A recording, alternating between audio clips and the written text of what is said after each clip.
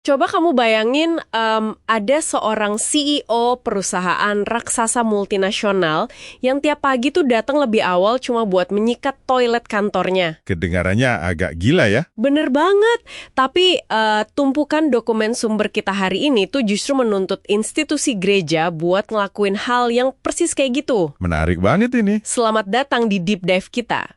Misi kita buat kamu kali ini adalah membedah dokumen tentang teologi diakonia dan manajemen gerejawi. Pertanyaan besarnya nih, gimana kita bisa menggabungkan kerendahan hati spiritual zaman kuno dengan sistem manajemen modern tanpa kehilangan esensinya?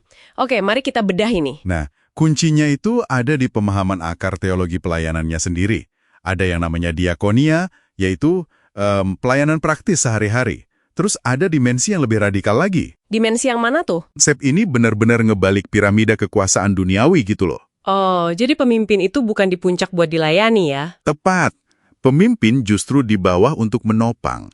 Kayak meneladani Yesus pas dia membasuh kaki muridnya. Tunggu dulu deh. Secara teori emang kedengerannya indah banget. Tapi, di dunia nyata bukannya pemimpin yang terus-terusan memposisikan diri sebagai hamba malah bakal diinjak-injak ya?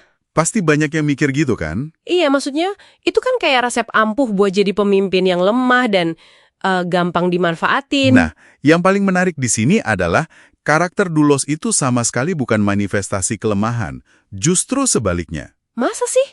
Terus dari mana dong kekuatan mereka? Jadi, dokumen ini ngejelasin kalau karakter ini tuh dibangun dari tahapan spiritual yang lumayan keras. Ada purifikasi, iluminasi, dan unifikasi. Proses ini benar-benar menguras ego. Wah, istilahnya lumayan berat tuh. Ya, intinya mereka tuh melalui pembersihan dari ambisi pribadi. Nah, pas orang pemimpin udah nggak haus validasi atau gila hormat, dia justru jadi kebal terhadap manipulasi. Oh wow, aku paham sekarang. Jadi kelemah lembutan mereka itu hasil dari integritas dan kekuatan batin yang sangat terkendali ya? Benar banget, bukan karena mereka nggak berdaya. Tapi nih ya, niat spiritual yang semurni apapun kayaknya nggak bakal berdampak maksimal kalau eksekusinya berantakan kan?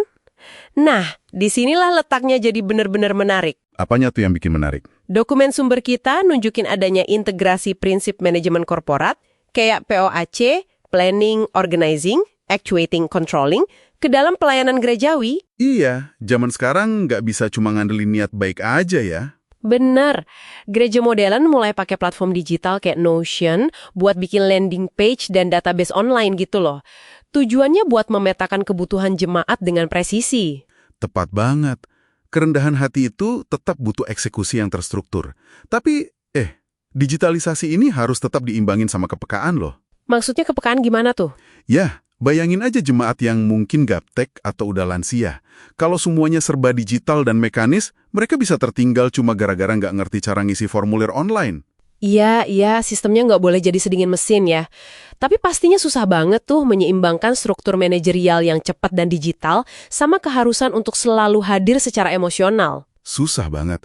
Makanya risiko psikologis buat para pelayannya juga jadi tinggi. Benar, di dokumen kita juga ngangkat banget isu burnout atau kelelahan mental yang nyata di pelayanan gereja ini. Nah, solusinya nggak bisa sekedar disuruh berdoa lebih banyak kan? Dokumen ini ngasih solusi berupa konseling pastoral yang diintegrasiin sama cognitive behavioral therapy atau CBT. Wah, sampai pakai intervensi klinis gitu ya? Iya dong. Terus mereka juga harus lihat teladan Yesus yang sering banget sengaja menarik diri ke tempat sunyi buat istirahat. Jadi menarik diri itu bukan tanda kegagalan ya, tapi emang strategi bertahan hidup. Tepat. Kalau kita tarik ini ke gambaran yang lebih besar, ini nyambung ke konsep Tov Church dan yang namanya eklesiometri. Eklesiometri itu metrik buat ngukur kesehatan gereja kan? Emangnya bedanya apa sama institusi biasa? Bedanya masif banget. Kalau dulu kesehatan gereja cuma diukur dari angka kehadiran atau seberapa besar donasinya. Yang sifatnya kuantitatif banget gitu ya? Benar. Tapi di Tov Church, indikator kesuksesannya beralih ke metrik kualitatif, kayak kebaikan, keadilan, dan hancurnya kelompok-kelompok eksklusif di dalam gereja. Tunggu, metrik abstrak kayak keadilan gitu, cara ngukurnya gimana di dunia nyata? Dari budaya kesehariannya, misalnya seberapa aman staf ngasih kritik tanpa takut dipecat. Apakah pelayanannya transparan dan sehat secara emosional? Wow, luar biasa ya. Jadi Apa arti dari semua ini? Pelayanan yang efektif tuh ternyata emang sinergi antara hati seorang hamba dan otak seorang manajer. Bener banget, perpaduan yang pas. Nah, sebelum kamu balik ke aktivitasmu, coba direnungin satu hal provokatif ini. Kalau model servant leadership ini, di mana penyembuhan emosional pengikut jadi indikator utama kesuksesan, bisa sangat efektif buat komunitas spiritual, kira-kira bakal seberdampak apa ya kalau di tempat lain? Tepat. Bayangin disrupsi macam apa yang bakal terjadi kalau konsep ini diterapkan secara harfiah buat merombak budaya korporasi sekuler tempat kamu bekerja saat ini. Bisakah CEO-mu beneran menyikat toilet